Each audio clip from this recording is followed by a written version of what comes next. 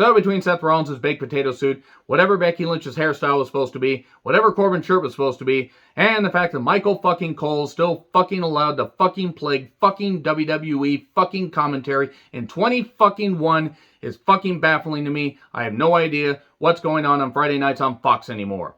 Fucking. I'm John Renton with my review WWE Smackdown from Knoxville, Tennessee. And quick note, in case anybody's wondering why this review is up hours later than usual, due to a work schedule change, I had to miss the live tweeting of Smackdown named Rampage. And for any New Japan Pro Wrestling fans that happen to be watching this review, I will have a review up of the G1 Climax 31 Night 1 event up sometime this afternoon. So anyway, yeah, this show had some good storytelling as far as like pushing some big matches and everything. Also had quite a few matches that were just there. The crowd was kind of hot for some of it. And since Knoxville does have a rich tradition of wrestling, it was nice to be, in a former territory, area. There's a little bit of history there. But they're also setting up for Extreme Rules. It's just over a week away, and they have no extreme stipulations. So here's a question.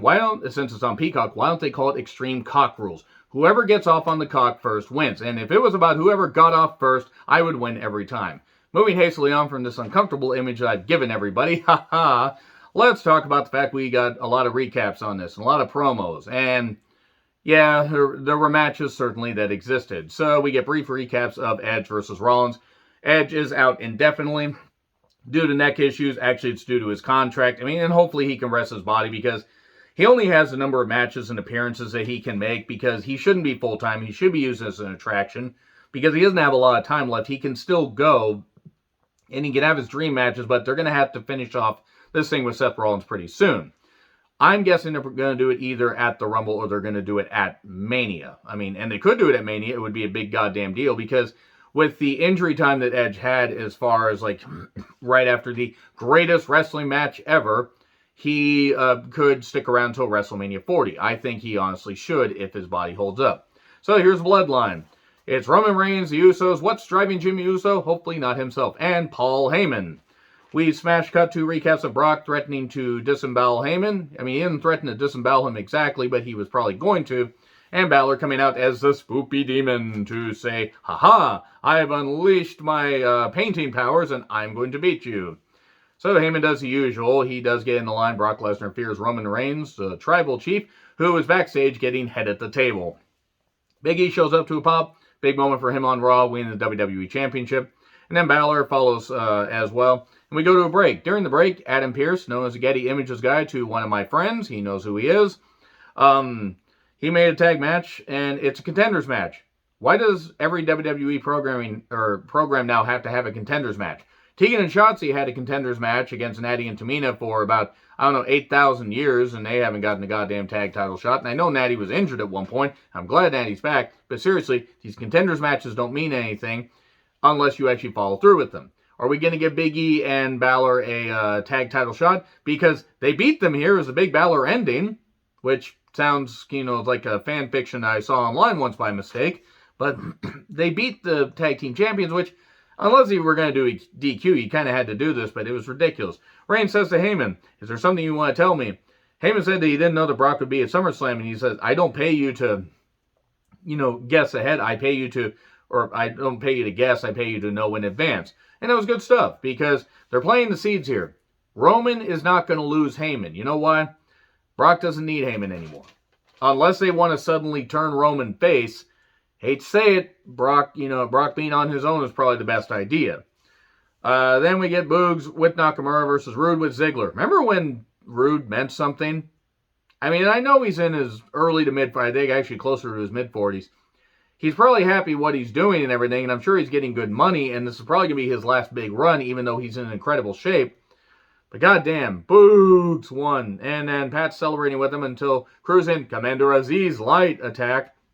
Cruz demands a rematch. He's lost to Nakamura multiple times in singles matches and tag matches. I'm not really sure he deserves a rematch. Wait, let's do a contenders match. Oh, God, I just said what they were going to do next week. Progressive match flow about Owens having to deal with Corbin and Logan Paul. And then Owens says he will destroy Corbin. And then Corbin turns that around by being in one of the loudest shirts in known existence, especially in Knoxville. And he beats down Owens, and if Owens' contract is truly up near the end of the year or right around January of next year, whatever it is, and he wants to leave, I won't fucking blame him. I really won't. He's done about everything he can in WWE, and if he wants to go be elite, be elite, and do that, I mean, hey, he'd be with his friends, and it would actually be a fresh coat of paint, in all honesty. What in the fucking Star Crash is Seth Rollins wearing? If you get that Star Crash reference, my God, you love obscure sci-fi. Kayla sure enjoys scaring and annoying Heyman. Kayla looked fucking gorgeous tonight. Big E then, gets, he basically gets some congratulations from Heyman after Heyman tells off Kayla while she just has this fucking smirk on her face. Okay, I'm just going to say smirk because when I think fucking smirk, I lost my train of thought again. The whole point is Big E got some congratulations. Heyman had told off Kayla, and then the Usos glom Big E, and then they leave with Roman. Now, mind you, Seth Rollins has been in the ring all this time baking potatoes in his goddamn Star Crash suit. And he was just saying, it was nice for him to just stand there. Was he yelling at the fans? What was he doing? Just standing around like, ha, ha, ha, ha, ha, ha, ha. Anybody want a baked potato? Ah. It's like, do you want sour cream on it? I don't want to know where that comes from. Anyway, so he explains his actions. You look stupid, Chance. I mean, he did. The suits are ridiculous. We get recaps of what he did to Edge. What do you think would happen? He blames the fans, says he's not done with Edge. I'm not finished with you. It will never be over Edgy Anderson.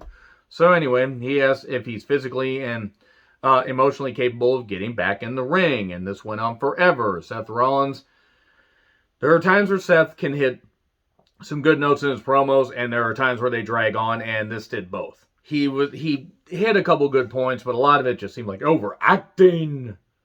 This is why WWE overly scripting promos is ridiculous. This is why you need bullet points and maybe some scripting, but you don't need to overly script it to the point like it's, like a freaking movie script. It's not good.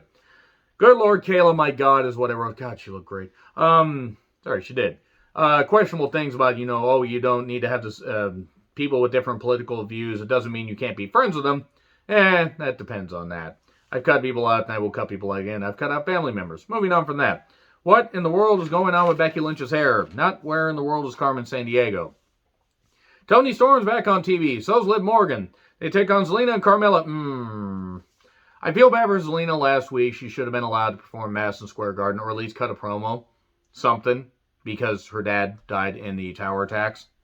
Carmella, though, is not needed at all. She's not good. She's not good in the ring. She's never been good in the ring.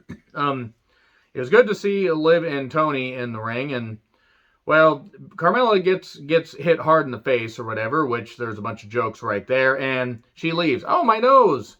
And Toni, I did kind of like, though, at one point, they had, Toni straddling the ropes while Liv was gently scissoring them, and Toni was looking longingly at her. I just put a bunch of images in your head. You're welcome. Stop thinking about it, Kier. I know you're thinking about it. Stop it. Get some help. So anyway, Liv then challenges Carmella at Extreme Rules. She's going to make her as ugly on the outside as she is on the inside. We're going to get a makeover match. Good God. It's going to be a good housekeeping match. Because at No Mercy 99, that wasn't ridiculous enough and everything. Let's just have a... God damn it. They're going to do an Extreme Makeover match. It's going to be like the one in TNA. It wasn't very good. Anyway, so Street Profits pre-tape. Oh boy! Next thing. Backstage, Carmella is upset, but says Liv is on. And then Zelina says she has to go through her first. Wow, she could literally reach over her. Liv isn't very tall, but Zelina can walk under the bottom rope. So anyway, Balor tells the story of the demon. And how he wasn't supposed to be here. He comes from a family, of railroad workers. Where that's what they get for railing against him. The demon comes from inside. Stop thinking about him coming from inside. Stop it. You know who you are. Get some help.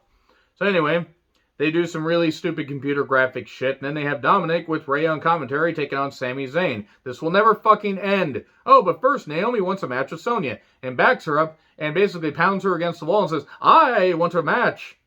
Why she talks like that, I have no idea. But she's upset.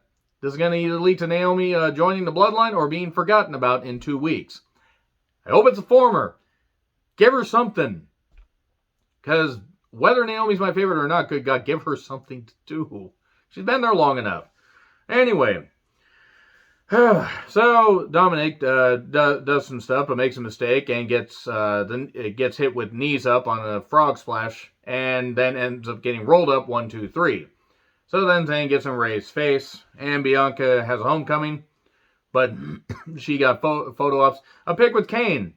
It's ironic that Kane made millions, wearing a mask, and is so anti-mask, and, anti-restrictions and stuff like that. But then again, I mean, he's probably been hit in the head. Maybe Austin hit him in the head one too many goddamn times during his, during the Royal Rumble 2001. Maybe he hit him too hard. By the way, no, I am not going to stop stating my opinions on various things and everything. You can separate the wrestler from the art, or, the real person only so much. I'll say that, and if you don't fucking like it, you can continue to get upset and everything, and I appreciate you watching.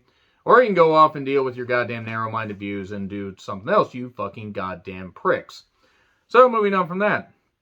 So, Kane's the MC, not MC Light, and Bianca gets a big pop. She talks about her family there and everything. Why were there phallic balloon,